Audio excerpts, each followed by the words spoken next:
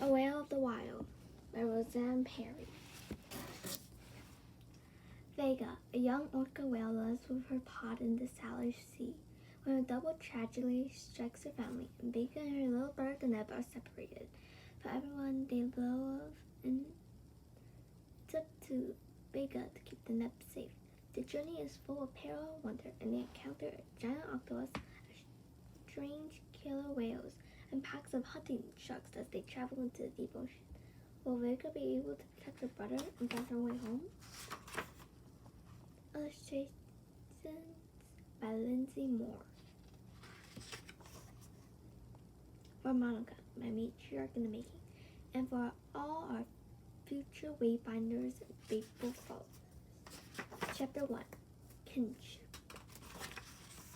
In the early morning, before the wind of the day wakes up, before the push of the tide changes to the pull, there is nothing to stir the mist that floats above the water. Nothing but me. My family is sleeping, all rising and breathing together after a weary night for searching and not finding sand. I swim beside them and roll belly up just below the surface. Each beat of my flukes makes a ring of ripples on the still water. The ripples nudge the mist. It swirls up and away from my path, as if I am some giant being, a rising tide or a storm wind. I'm not so big, not yet. For now, I'm just a daughter, not strong enough to be a savvy hunter like Mother, nor wise enough to be a master wayfinder like Great Mother. I'm not old enough to be a mother like my cousin Aquila, and not young enough to delight my family like the younglings do with their games and sweet chirping voices. They say I will be a brilliant wayfinder someday, but I cannot imagine them following me. When I am dancing with the mist in the early morning, I do not care. I roll again and let my fin break through the skin of the sea, split the fog in two. I huff a great "Cha!" out of the breather on top of my head. The sun lifts above the ridge of mountains, casting a golden glow across the Salish Sea.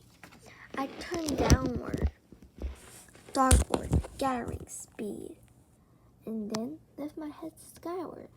I beat my flukes hard against the grip of the earth and the weight of water, tucking my flippers close to my sides. I burst into the air, imagine myself turning into a raven and soaring among the clouds. I arch over and hit the water with a satisfying smash and the happy fizz of bubbles. When I rise to the surface again, Great Mother is there, watching me. Beauty is the food of the mind, she says. Wayfinders are like this. They are nonsensical things. They say nonsensical things. I was trying to forget about food. I was hoping to want it less. But now Great Mother has reminded me. My hunger comes roaring back like a winter storm. Eat a little beauty every day, my Vega. My bright star, Great Mother says. She comes over to nuzzle me. It will give you strength. That makes no sense at all. It's a thing I do not say out loud. Nobody questions the wayfinder we follow, always. But while the rest of the family is looking up, I chase the last whips of fog and bite them, just in case. They are nothing but drizzle of rain on my tongue. We gather around Mother and Great Mother, shaking off sleep, ready to follow them.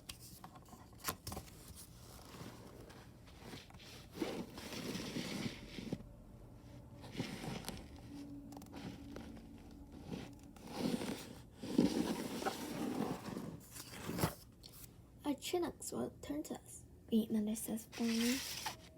They always have, since the time of ice. She leads us on, choosing a path around the islands and inlets of our home waters. Mother travels shoulder to shoulder with her. Mother is the wisest of the hunters. If she cannot find our salmon, no one can. And none of us needs our salmon more. Her belly is broader every day. When I make a click shape, I can see the shape of my soon-to-be-born sister inside her. It's been a hard year, a lean year, but babies are always good luck. She's the sister I've been waiting for my whole life. We fall into our usual places. Great Mother leads us. Mother nudges the younglings, the Neb and Altar, to the middle, where they can be well looked after. Uncle Rachel swims on one side of them, Aquila on the other. I don't have a cooler spot, so I tag along behind where I can see and hear everybody, but they will not pay attention to me.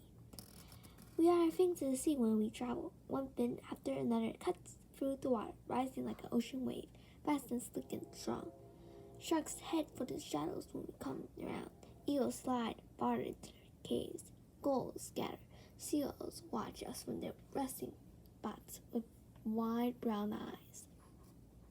All day long, Mother sends her click streams to the shallows and under stone arches. She circles underwater rock spires and forest-covered islands, looking for our salmon. We all search. The sea is full of fish, but none are big enough, meaty enough, rich enough. None are salmon. Pull changes over to push. The younglings are ready to eat anything that moves. Fish, fish, fish, fish. Altar chants while the neb rushes out one of the spiky fellows hiding in the rocks. I've already learned my lessons about those. I'm not surprised a moment later to see the youngling boys spitting out the pointy bits and finding not much left to swallow.